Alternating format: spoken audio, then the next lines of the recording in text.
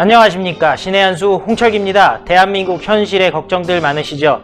그동안 문재인 정권에 대한 비판, 그리고 대한민국 어떻게 살릴지에 대해서 화끈하게 논평해 주시던 전영기 칼럼니스트 어디 갔냐 하시는 분들 많으셨습니다. 저도 전화 여러 번 받았는데요.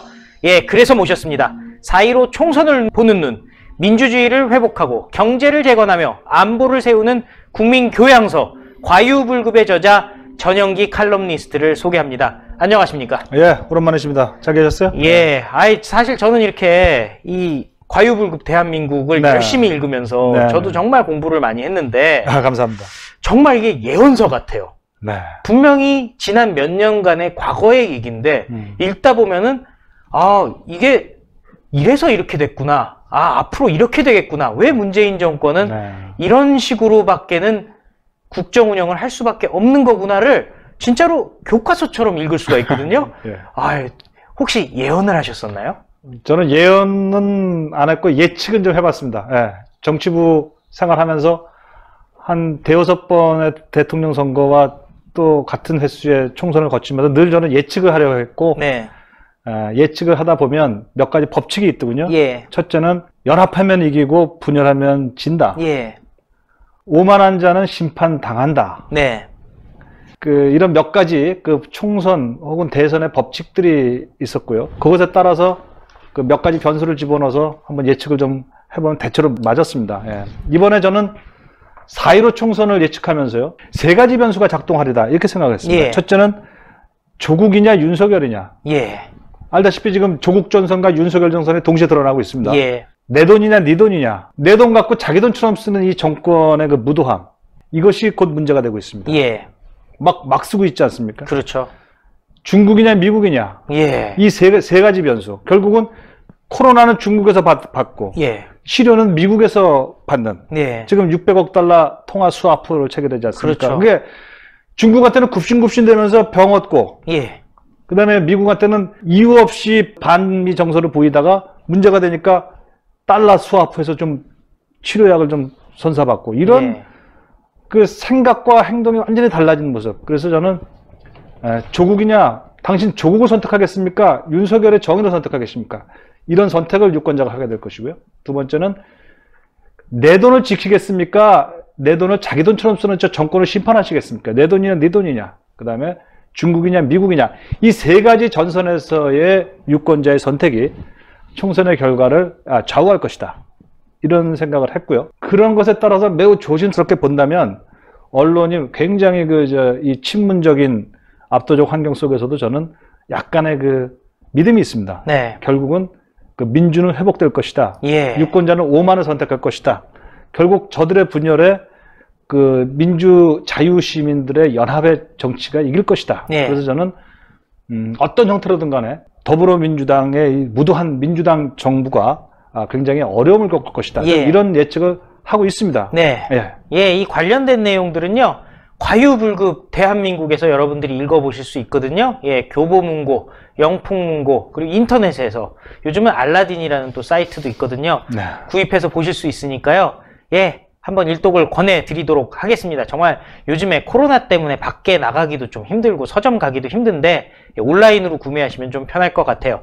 어찌되었건 요즘 비례대표 문제 때문에 미래통합당이건 민주당이건 둘 다 난리가 난 것 같습니다. 그렇죠. 지금 바로 어제 오늘 사이에 벌어진 일은 미래통합당, 미통당이라고 그럽니까? 큰 위기입니다. 그 다음에 미통당의 자매정당입니까? 위성정당입니까? 미래한국당이죠. 참 여러기 어려운데 미한당. 미한당 미안하게 됐고요. 미통당 참 통탄스럽습니다. 아주 보수 전체적인 구도와 정의가 이쪽 이른바 자유시민의 정치 영역 속으로 보수 정당이라고 할 수 있겠습니다. 보수 세력 쪽으로 이렇게 기우는 그런 나름대로 괜찮은 유리한 조건 하에서 큰 화를 맞았습니다.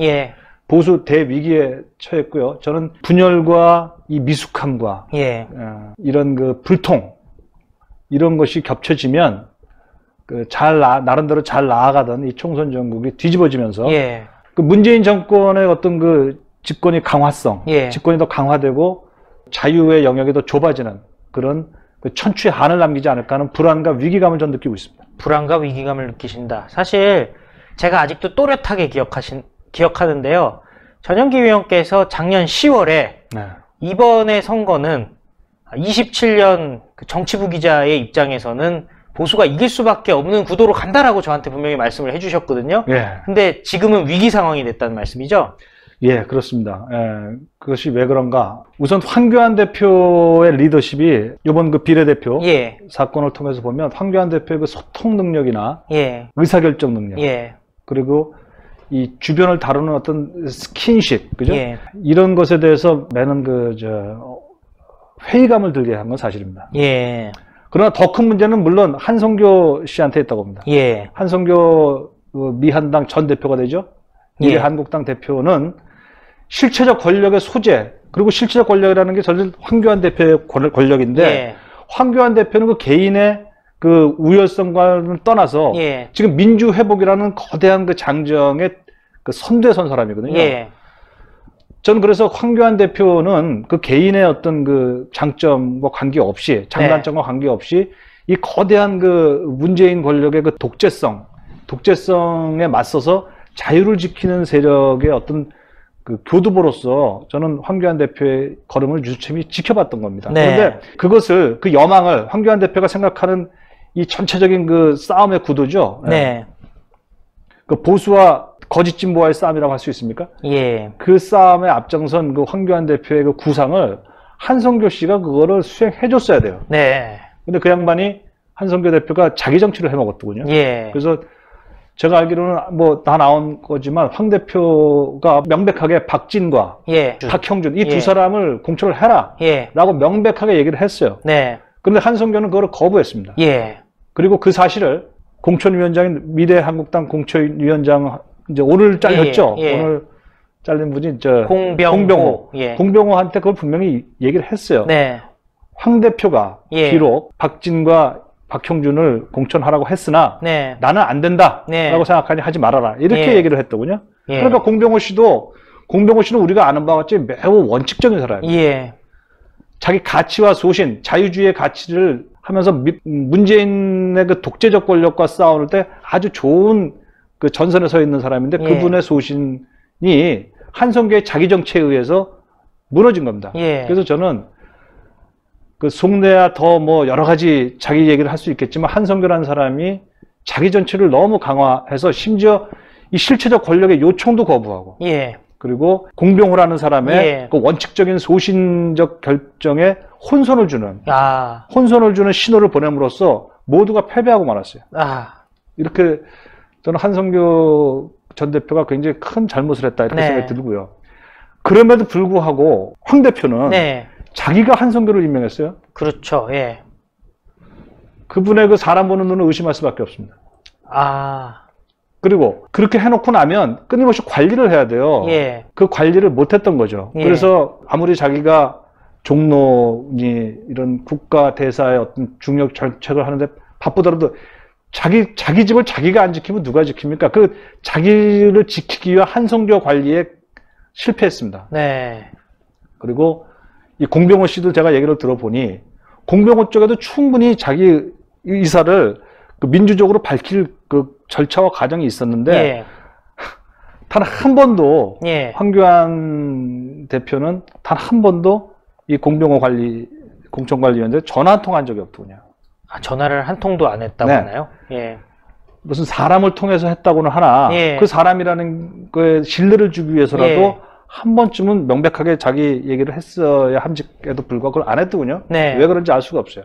결국 이것은 황교안 대표라는 그 보수의 전체, 자유주의 전체를 그 리딩해야 될 어떤 큰 우산을 쓴 사람으로서 이쪽 끝에서 저쪽 끝까지 끌고 가야 된다. 예를 들어 조원진과 김문수까지 포함해야 됩니다. 심지어 박근혜 대통령 전 대통령도 포함해야 되는 거죠.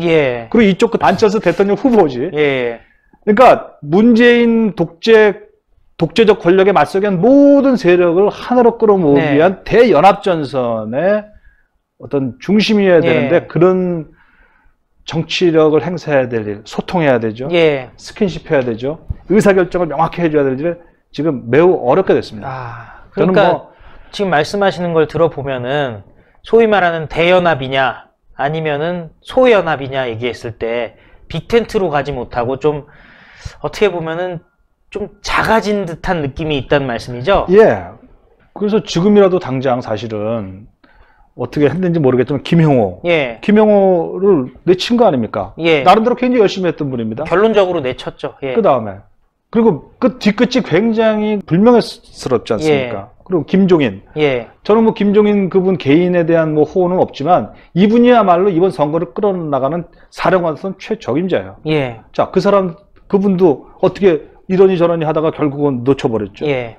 그 다음에 한성교도 역시 자기 사람 아닙니까? 예. 자기 사람도 저렇게 반 황교안처럼 만들어버린 데다가 공관위원장 하던 공병호 예. 이분도 어마어마한 그 수치심과 부끄러움을 떠안게 만들면서 승복할 수 없게 쫓아내버려요. 예. 이 모든 것에 대한 부분을 이 사람들을 오늘 근데 황교안 대표가 저건 잘한 것 같아요. 강한 예. 의지를 보이면서 예. 이제는 내가 잘해보겠다라고 강한 의지 표명을 했지 않습니까? 예. 뭐라도 더 이상 나를 중심 세력을 흔드는 어떤 그 불순한 세력을 용납하지 않겠다. 예. 이건 강한 의지를 보이는 건 강한. 여기서 불순한 세력이라는 것은 저쪽 세력이라고 할 수 있죠. 예. 이 자유주의 세력의 정치력을 그 분열시키고 예. 이간시키는 그 세력에 대한 저항을 하겠다는 강한 의지 표현은 좋은데 앞에서는 그런 표시를 하시고 뒤에서는 아까 얘기했던 그분들을 만나서 다독여야 됩니다. 네. 그 공병호 씨, 예. 그다음에 심지어 한성교, 예. 김종인, 예. 김형호, 예. 이런 분들은 만나세요. 김영삼, 김대중이 괜히 김영삼, 김대중이 되신 거 아닙니까? 이분들은요, 자신의 그 민주주의 회복을 위한 권력의 실체 아닙니까? 예.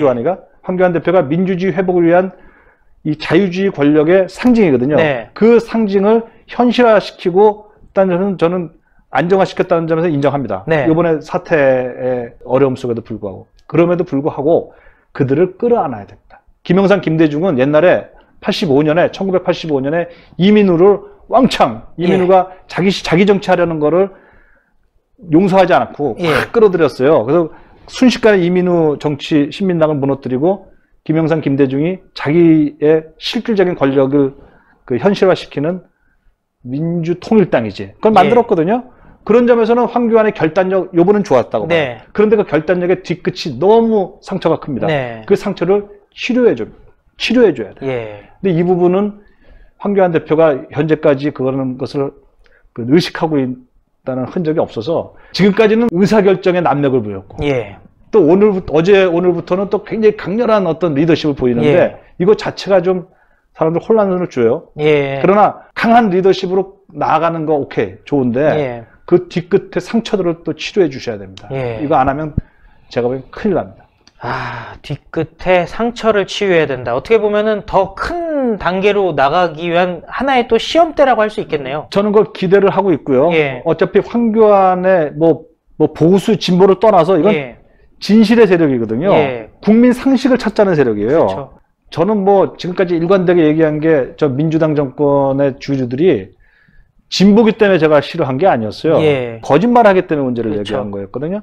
비상식적이기 때문에 제가 문제를 제기한 거였고 황교안 세력은 무슨 뭐 보수 세력이기 때문에 떠나서 그냥 상식적이잖아요. 그리고 사실을 입각해서 사실대로 얘기하는 세력이니까 난 그 점에 점수를 줬던 건데 그런데 지금의 황교안 대표가 본인의 그 정치력의 부재, 미흡함을 너무 노출을 많이 한 건 문제입니다. 그래서 지금 어디까지 지금 걱정이 되냐 하면요. 신의 한수 독자분들도 이제 아셔야 됩니다. 그 굉장히 무서운 말일 수도 있어요. 이 선관위가 말이죠. 선관위가 저는 별로 선관위의 중립성을 사실 크게 신뢰하지 않는 편이에요. 현재 5대 1대 1 정도입니다. 저쪽 그 집권 여당 쪽 편드는다는 느낌을 드는 사람이 5명, 중립이 1명, 그 다음에 이쪽 미래통합당 이쪽이 1명인데 5대 1대 1, 크게 보면 6대 1이에요. 어떤 일을 할지 몰라요. 매우 감시를 세게 해야 됩니다. 중앙선관위라. 그런데 이 사람들이 어떨 가능성에 빌미를 줬냐 하면 지금 공병호의 그 비례대표 작성하는 과정이 굉장히 구체적이고 수치로 되어 있습니다. 500명인가 신청을 했는데 530여 명이 했죠. 80명을 출연해요. 그래서 80명이 500명 중에서 80명이 출연해다는 근거가 있습니다. 그리고 80명을 가지고 또 당선 우선순위 예. 20명인가 18명 예. 이렇게 배치한 근거들이 다 점수로 나와 있어요. 예. 자, 이것이 바로 민주적 근거 법칙입니다. 예. 공병호의 그 그 공관위원회는 이 민주성에 책 잡히지 않게 해서 굉장히 노력을 했더라고요. 예. 자, 그래서 이것이 어느 날 오늘 그런 일이 벌어질지 몰라서 걱정인데 확 뒤집힌다. 예. 자, 그 뒤집으면 근거가 있어야 됩니다. 예. 왜 88점 맞은 사람이 갑자기 떨어지고 예. 50점 맞은 사람이 갑자기 위로 올라갔지? 네. 그 근거 자료가 지금 다 지금 새로 원유철로 바뀌었죠? 예. 원유철당에 그 자료가 있어요. 예. 중앙선관에서 그걸 문제 삼아서 그 민주성을 문제 삼기 시작하고 이런 일이 벌어지지 않길 바랍니다만 예. 저는 이 원유철 체제의 새로운 비례대표 명단이 예. 민주적 원칙을 규정한 선거법에 어긋나기 때문에 저는 이거를 무효화시키겠다. 예. 이런 이상하고 한심한 그러나 그렇죠. 나름대로 근거가 있는 결정이 내려지지 않으면 보장이 없어요. 아. 저는 그것이 가장 두렵습니다. 야, 이거는 정말 충격적인 얘기인데요. 그러니까 사실은 또 그 평화나무의 김용민이라고 있죠. 예전에 콘돌리자 라이스 국무장관을 향해서 입에 담을 수 없는 막말을 했던 사람. 그 사람이 이미 황교안 대표, 그리고 박형준 위원장, 그리고 염동열 인재영입위원장까지도 고발을 한 상태 아니겠습니까? 네, 미래한국당에 그래요. 대한 개입을 이유로 해서. 아하. 이게 고발이 있으면 또 검찰 입장에서도 수사를 할 수도 있는 거 아닙니까? 뭐 그것까지 제가 예측하기는 어렵고요. 예. 예. 그 김용민이라는 사람이 하는 일이라는 것은 워낙 비상식적이고 그렇죠. 자기 식의 주장이든 그건 뭐 참고할 바가 저는 없다고는 보고 뭐 검찰도 그런 상식적 예. 판단하리라고 봅니다만 지금 제가 좀 아까 드린 그 비례당의 어떤 민주적 예. 그 조건의 확보를 규정하는 법인 근거가 있기 때문에 예. 그 이 민주성에 대해서는 더 깊이 생각해서 아직 발표는 안 났죠? 아직 발표 안 났고요. 아직 공관위도 아직 구성이 안 된 걸로 알고 있습니다. 만일에 지금 제 말을 좀 유의해서 들을 필요가 있어요. 시간이 좀 걸리더라도요. 공관위를 새로 구성해야 됩니다. 예. 아니면 이 공관위 위원장 경질을 다시 철회해야 됩니다. 어떻게 보면. 근데 지금 공관위원들 전원이 지금 다 사퇴한 상황이라 가지고요. 어쨌든 그거는 저는 어쨌든 이 민주성의 원칙을 확보하기 위해서는 지금 현재 작성된 비례대표자들을 임의로 조절해서는 문제가 생길 수 있어요. 또 새롭게 그러니까 Sure. 다시 평가를 하고 변화된 이유 같은 것도 설명을 해야 된다는 말씀이죠. 그렇습니다. 그래서 말하자면 이거는 새로 모집을 해야 될지도 몰라요. 아, 예. 그러면 빌미가 없죠. 아니면 이 공관위원장 경질을 다시 취소하면서 예. 지금의 기존 공관위를 현재 두면서 거기서 결정하는 민주적 그 원칙이 관철되는 형태로 예. 정치력은 정치력대로 투입되면서 민주성은 민주성대로 유지되려면은 기존의 공관위가 유지가 돼야 되는 겁니다. 그러네요. 이런 어떤 두 개의 어떤 대담한 결정을 하지 않고 지금 이 상태에서 넣고 빼기 하다는 큰일 날 수 있어요. 아, 정말 충격적인 상황인데, 왜냐면은 사실은 한성교 전 대표 같은 경우는 결론적으로 지금 전영기 위원 말씀에 따르면은 중간에서 코디네이터의 역할을 전혀 못한 거잖아요. 전혀 안 했고요. 난 이유를 알 수가 없어요. 그런데 자기 정치를 했다고밖에 볼 수 없어요. 자기 정치다. 그러면 안 됩니다. 예. 자기의 정치력의 한계를 알았어야지. 한성교 씨. 한성교 씨가 국민의 대표를 얼마큼 했습니까? 무슨 근거로 그런 어마어마한 한국당의 대표의 정식으로 한 요청을 왜 거절했죠? 박형준과의 개인적인 사적인 관계가 있었는지 모르겠지만 네. 또 거절했더군요. 예. 왜 박진과 박형준 같은 건 명백한 황 대표의 명시적인 요청이었는데 그거 왜 거절했습니까? 무슨 권한으로? 그건 마치 김영삼, 김대중 양당 총재가 예. 1985년이죠. 그때 직선제 개헌을 요청할 그 시점에 엉뚱하게 내각제를 해야겠어 라고 예. 이민우 씨가 했거든요. 예. 그래서 온 세상을 뒤집어 놓은 거예요. 네. 그래서 국회의원들 싹 빼갖고 새 당을 만든 것처럼 왜 명시적인 그 국민의 권한을 준, 권력을 준 황교안 대표의 요청을 왜 거절했는가? 네. 한성교의 큰 잘못이 아닐 수 없습니다. 이유를 알 수가 없어요. 그러니까요. 근데 사실 생각해보면 지금 민주당과 좌파의 비례정당이 더 큰 문제라고는 생각이 좀 들거든요. 거기는 진짜로 지금 뭐 이합집산 수준을 넘어서 가지고요. 정말 뭐 시장판도 아니고 뭐 어떻게 돌아가는 거죠? 당연하죠. 제가 미래통합당의 문제에 대해서 약간의 여지를 두는 이유는 이 세력이 좋으나 싫으나 민주 회복을 하는 세력이기 때문입니다. 자유와 상식을 회복하는, 민주를 회복하는, 경제를 정상화시키는 유일한 세력이기 때문에 제가 여지를 두는 것이고요. 지금 민주당 이해찬 대표의 민주당 세력이라는 것은 이런 정치를 본 적이 없을 정도로 그 과대망상 정권, 예. 거짓 정권. 예? 이걸 진중권, 이거 제 얘기 아니에요. 진중권 씨가 그랬어요. 자기 도취적인 나르시시즘, 자기들 편, 조국을 위하여, 예, 문재인을 위하여. 나라라는 개념은 없어요. 나라의 보편적인 경제를 상식적으로 이끌어가고 정치를 법치와 삼권 분립에서 이끌어낸 개념을 상실한 예. 세력이라고 저는 생각이 드는 거예요. 그런 사람들이 이 정권이 지금 하는 짓은 민주를 파괴하는 세력입니다. 그래서 그러니까요. 민주를 회복하려는 세력의 얘기는 참 지금 문제가 많이 되고 있어도 걱정입니다만 이건 굉장히 큰 문제로 수습을 하기 위해서 이제 앞으로 해달라는 취지로 제가 굉장히 강력한 긴장을 줬다고 할까? 이런 말씀을 드리는 것이고, 진정 우리가 맞서서 우리가 극복해야 될 그 세력은 바로 이해찬 민주당 정권이에요. 이 민주당 세력은요, 처음부터 이 비례대표의 악의 씨라고 할 수 있죠. 이 악의 씨를 알면서 추구했던 귀태 정당이라고 할 수 있어요. 왜 그런가? 기억나십니까? 작년 1년 내내 했다는 짓이 이 민주당이랑 정의당이랑 1+4라고 합니까? 한마디로 얘기해서 범여권, 민주당이 들어가 있고 정의당까지 포함한 손학규당까지 포함됐죠. 이 범여권의 장기 집권을 하려고 했던 거야. 범여권의 영구 독재를 위하여 지난해 말에 날치기 법안을 다 처리하지 않았습니까? 그렇죠. 그게 뭐냐면 공수처법, 그리고 선관위법, 그리고 검경 권한조정법, 이 세 가지거든요. 거기다 예산안, 호남 예산안, 그렇죠. 집중 폭탄 예산안, 이 몇 가지를 동시에 다 날치기로 처리해버리지 않았습니까? 그때의 목표는 뭐였는가? 범여권이 하나가 돼서 문재인 탄핵을 막기 위한 공수처법 처리를 합시다. 이것을 1번 목표로 했어요. 그러니까 문재인 대통령 탄핵을 막기 위한 공수처법 처리, 즉 윤석열을 제압하기 위한 법을 통과시키기 위해서 선거법을 마음대로 하라, 비례선거법을 마음대로 하라고 정의당한테 허용한 거죠. 자, 그러고 나서 그게 이제 성공했지 않습니까?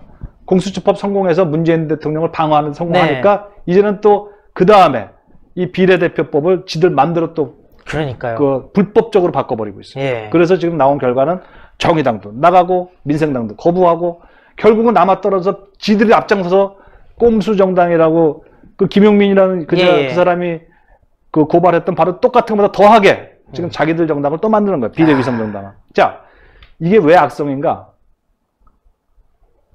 미래통합당만 해도 꼼수일지언정 계획을 세워갖고 미래한국당인가를 만들어서 그러니까 공개적으로 했죠. 해오다가 여기까지 된 건데, 이 사람들은요 끝까지 안 하겠다 하더니 갑자기 하겠대. 갑자기 하는 거죠. 국민을 개돼지로 하는 그때 처음 밝혀진 게 중앙일보 기자들이 밥 먹다가 알아냈다면서요. 그렇습니다. 그때 돌던 말이 짜고 친 거 아니냐란 말이 있는데, 누구와 누가? 그 민주당이 사람들이랑 흘린 거를 좀 받아들이려고 옆방에 있었던 거 아니냐, 뭐 그런 말도 있던데. 그럴까요? 아니죠. 모르긴 몰라도 그 취재를 할 후배들을 제가 잘 알고 있고, 그 친구들은 제가 교육시켰습니다. 중앙일보 기자들은 그런 기자가 없습니다. 그들은 정당하게 취재를 했죠. 제가 알기로는 그들의 모임 장소에 나오는 것들 다 돌아가면서 듣고 그대로 쓴 거예요. 그래갖고 있는 그대로 썼을 뿐입니다. 저는 그 사실에 이런 무도한 인간들이 있나 싶어가지고 저는 또 한 번 제 칼럼에서 또 썼죠. 문재인 탄핵을 막기 위해서. 이게 제목이야. 제가 쓴 게. 문재인 탄핵을 막기 위해서 이제 비례대표당 하겠다는 게 자기들 입으로 한 소리예요. 야, 어떻게 그런 얘기를 할 수가 있죠? 그런 얘기를 한 거예요, 자기들끼리. 그걸 우리 중앙일보가 처음으로 폭로한 거죠. 이 폭로가 없었다면 이 문재인 세력의 이 비례대표당 형성 과정이 그렇게 드러날 수가 없었죠. 그들의 부도덕함이 드러날 수 없었던 겁니다. 그런데 이 사람들이 이제 드디어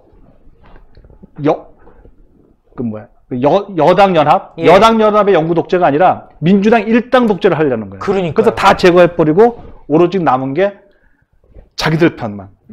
뭐죠? 개소리? 개국본이 뭐죠? 그게 무슨 개싸움. 개싸움은 내가 한다고.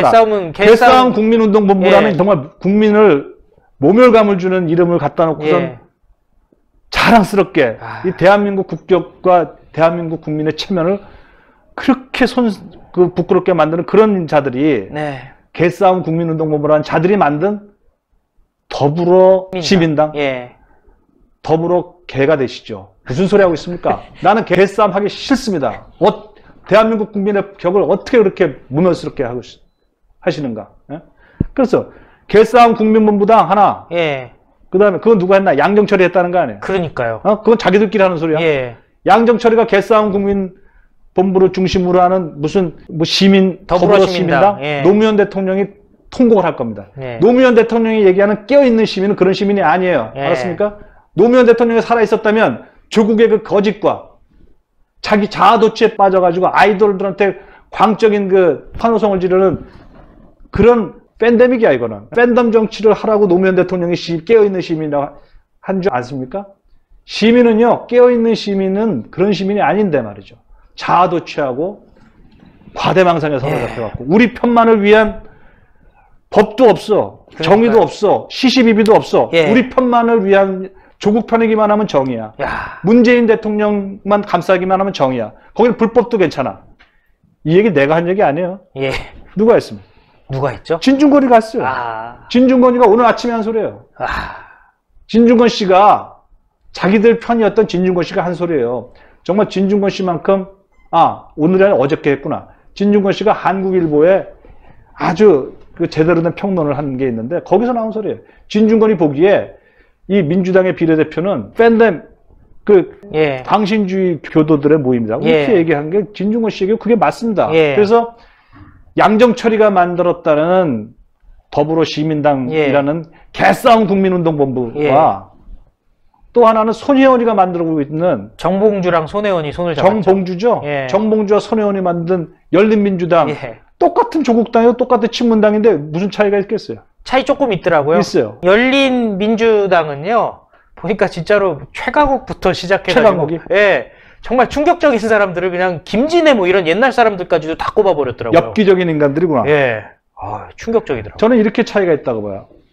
손혜원의 열린민주당은 부인의 당이고 김정숙 계열. 양정철의 뭐 더불어 무슨 시민당인가 하는 거는 예. 남편의 당이고. 진짜 양 계열이 나뉘네요. 그러니까 문재인당, 김정숙당. 그래서 뭐 저는 제 입으로는 얘기 안 했어요. 제 입으로 얘기했는데 그런 의혹이 있다. 예. 너무 웃기는 짓이죠. 예. 이 민주당 정권이라는 사람들의 움직임이라는 게 거기다 또 하나 이제 하승창이라는 사람, 예. 그러니까 조성우라는 사람, 거기다가 또 뭐 함세웅, 김원웅, 문성근 흘러간 세력들이 예. 또 자기들 한 숟가락 얻겠다고 나섰 꼴이 정말 가관이거든요. 거기는 사실상 비토받은 거 아니에요? 양정철이 비토했다는 건데 예. 그러니까 그 사람들은 뒷방에 앉아가지고 뭔가 얻어먹으려도 또 튕겨나간 예. 거죠. 그러나 저러나 하나의 그 모기업에서 세 개의 계열사가 나왔는데 예. 계열사라는 게 별거 없어. 다 그냥 남편당 아내당이야. 이거 대한민국 우롱하는 거 아닙니까? 이건 비민주성이 아니라 봉건성이에요. 봉건성. 이걸 그대로 내둘 수 있습니까? 친족성, 봉건성. 유치한 이기주의밖에 없는 내 편이면 정의고 네 편이면 정의가 아니라고. 법치도 없어. 윤석열을 죽이겠대. 윤석열 검찰총장의 법 집행을 하자껏없게 만드는 대한민국을 이렇게 우습게 만드는 민주주의 파괴 세력입니다. 그러므로 이 민주주의 파괴 세력의 정당한 심판을 국민에게 호소해야 될 민주주의 회복 세력 또 한편에 비슷한 길을 걸어가는 것은 정말 안타깝죠. 이렇게 되면 중도 유권자들 그리고 대한민국의 상식을 갖고 있는 사람들 저를 포함해서 저는 정말 좌절스럽습니다. 이 정치 자체에 대한 혐오와 그죠? 분노 그리고 무관심까지 끌어들이게 되면 걱정해요. 이거 선거를 심판해야 되는데 그 투표장에 안 나갈까 봐 사람들. 그런 일이 없기를 바랍니다. 정말 평생을 정치부 기자 하신 분도 정치의 환멸을 느낀다고 하는데 평상시에 국회의원이라면 치를 떨던 일반 국민들은 얼마나 환멸을 느끼겠습니까? 근데 총선 그럼에도 불구하고 그렇기 때문에 더 이겨야 되는 거잖아요. 승리해야 되는데 이게 우한 폐렴, 코로나 바이러스 문제가 갑자기 터지면서 새로운 변수가 등장했어요. 작년에 전영기 위원께서 얘기하시던 부분이랑은 또 새로운 국면이 된 것 같은데 이 부분은 어떨까요? 우선 좀 혹시 오해가 있을까봐 그러는데 민주당이 다시 이기게 됐다 이렇게 판단하기도 어렵고 그렇다고 해서 그 전에 미통당이 반드시 이긴다? 그때는 자유한국당인가? 그렇죠. 예. 한국당이 이긴다. 이렇게 얘기한 것도 아니에요. 유리하다고 하셨죠. 네, 유리하다고 하면. 그러니까 이거는 이제 예측에 관한 예측의 영역에 있기 때문에 그걸 미래에 대해서 어떤 인간도 건방을 떨 수는 없다고 합니다. 다만 그 하나의 흐름 같은 거를 이제 그 정치부 기자로서 이제 약간 반발 앞서 제시하고자 하는 저의 그 전문가적인 어떤 어떤 열정이 있는 거죠. 자, 그런데 코로나 바이러스와 이 선거 국면의 하나의 그 변곡점이 전체적으로는 작년부터는 워낙 그 실정에 분노하는 게 밑으로 쫙 깔려 있기 때문에 저는 그 반민주당 쪽에서 좀 유리하다. 저는 이렇게 봤던 거죠. 그런데 한 4월 됐습니까? 그 코로나 바이러스는 전체 국면이 처음에 시작할 때는 이 집권당의 실정 때문에 오히려 코로나 바이러스가 민주당 쪽 어려움을 줄 것이다 이렇게 예측이 됐는데 한 4월 전부터 뒤바뀌기 시작했어요. 그게 뭐냐면 트럼프 대통령이 미국의 비상사태를 선포하고 전 국민에게 200만 원을 다 나눠주겠다는 이런 선언을 함으로써 트럼프 대통령이 말하자면 퍼주기를 재정을 막 쓰는 것에 대해서 일종의 한국 정부의 정당성을 부여하는 듯한 그런 그 착각을 지금 불러넣고 그래서 이 문재인 정부는 아마 돈을 더 풀 겁니다. 무지막지하게 풀 텐데 이제 그것에 대해서 비판하기 어려운 상황이 돼버렸지만 그래도 아닌 건 아닌 거죠. 그렇죠. 돈을 막 푸는 건 좋은데 제대로 풀어야 된다. 이런 걸 해야 되고 그때부터 이 전체적인 국면이 그리고 위기를 자기들이 다 해내고 있다는 자화자찬 이런 국면 때문에 그 코로나가 다소 지금 이쪽 정부 쪽에 유리하게 흘러가고 있다. 이 정권 쪽에 그런 느낌이 하나 들고 거기와 덧붙여서 터진 사건이 바로 그 미래한국당의 그 비례대표 사건이 동시에 터져버렸어요. 그래서 국내적인 정치 요인과 국외적인 코로나의 그 범세계적인 그 팬데믹 현상이 이렇게 맞물리면서 지금 이른바 보수 세력한테 그 위기를 부여하고 있다. 그런데 30일은 긴 시간이에요. 25일 남았습니까? 25일은 매우 긴 시간입니다. 하루하루 풍향이 바뀝니다. 그래서 다시금 그 동남풍이 불면 이른바 보수 세력의 어떤 그 회생, 회복 이런 것이 여러 번 가능합니다. 동남풍이 분다. 마지막으로 결론으로 저희 시청자 여러분께 한 말씀 부탁드리겠습니다. 그 작은 구멍이 둑을 무너뜨립니다. 작은 구멍이 터지면 손을 집어넣어서라도 막아야 됩니다. 누군가가 네덜란드 어린 소년이 밤새도록 자기의 그 희생을 통해서 그 둑의 구멍을 막아서 나라를 살렸다는 것처럼 지금 제가 보기에는 그동안의 자유를 위한 싸움들 그리고 이른바 보수의 그 뭉침들, 힘들이 구멍에 뚫렸습니다.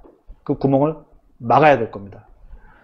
그대로 내버려두면 그 둑이 무너지고 온 국민에게 돌이킬 수 없는 심각한 상처를 안길 수 있습니다.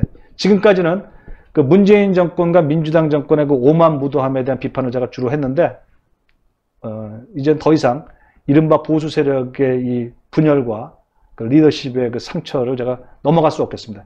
이거 그대로 두면 이 나라는 그 자유를 잃고 법치가 없어지고 상권분립이 무너지는 그저 심한 표현일 수 있지만 배부른 그 개 이런 그 배부르면 다 된다 이런 그 무참한 나라로 빠질지도 모릅니다. 자유는 자유고 시민은 시민이고 법치는 법치입니다. 그걸 올바르게 세워나가는 그런 나라를 만들기 위해서 진짜 깨어있는 시민이 되어야 될 것은 이른바 보수 세력이다. 이렇게 생각합니다. 오늘 말씀 감사했습니다. 정말 대한민국 바로 살리려면은 이번 총선 정말 중요합니다. 전영기 위원도 사실은 작년 9월부터 신의 한수 출연하면서 계속 얘기했던 부분이 있습니다. 4.15 총선이 가장 중요한 선거다라고 계속 얘기를 하셨는데요. 이제는 다 봉합하고 화합하고 승리로 나가야 되겠습니다. 그러기 위해서 또 공부를 좀 해야 되겠는데 민주주의를 회복하고 경제를 재건하고 안보를 세우는 책, 과유불급 대한민국 총선을 읽는 책인데요. 꼭 구입해서 읽어보시면 어떨까 싶습니다. 요즘에 인터넷으로도 구매 가능하니까요. 우한폐렴으로 바깥 출입이 어려우실 때도 쉽게 보실 수 있을 것 같고요. 그리고 동네 서점에 혹시 없다고 하면요. 주문하면은 다 보실 수가 있을 겁니다. 그러니까 동네 서점에도 요즘에 소상공인들 정말 힘들잖아요. 그러니까 동네 서점에도 몇 권 드려 놓으라고 말씀하시면은 아마 드려 놓으실 겁니다. 그러면은 또 지역 주민들끼리 이렇게 한두 권 사서 보시는 게 동네 소상공인들 또 살리는 그런 기회가 되니까요. 그런 방법도 어떨까 좀 제안을 드립니다. 어찌되었건 신의 한 수도 총선 승리 그날까지 열심히 뛸 테니까요. 여러분도 이제는 보수, 우파, 미래통합당, 미래한국당 정말 하나로 뭉쳐서 승리할 수 있도록 힘을 좀 보태주셨으면 좋겠습니다. 그리고 이 방송이요. 오늘부터는 전영기 방송으로도 같이 나가니까요. 유튜브에 전영기 방송 검색하셔가지고요. 구독, 시청 많이 부탁드리겠습니다. 그리고 혹시 아직까지 신의 한 수 구독 버튼 안 누르신 분들은 신의 한 수 구독 버튼 꼭 눌러주시고 또 추천 많이 해주시고요. 또 카카오톡으로 주위 분들에게 많이 돌려서 링크 돌려가지고 많은 분들이 시청할 수 있게 도와주시면 좋을 것 같습니다. 감사합니다. 감사합니다. 예, 애쓰셨어요. 신의 한 수의 구독, 좋아요, 알림 방법입니다. 보실 영상을 눌러주세요. 아래의 구독 버튼을 눌러주세요. 그럼 종 모양이 나옵니다. 그 종 모양을 눌러주시면 신의 한 수의 새로운 영상들이 알림이 울립니다. 그리고 엄지척 좋아요 버튼을 눌러주세요. 여러분의 구독, 좋아요 버튼은 신의 한 수에 큰 힘이 됩니다. 댓글로 여러분의 많은 의견도 듣고 있습니다. 응원의 댓글도 부탁드립니다.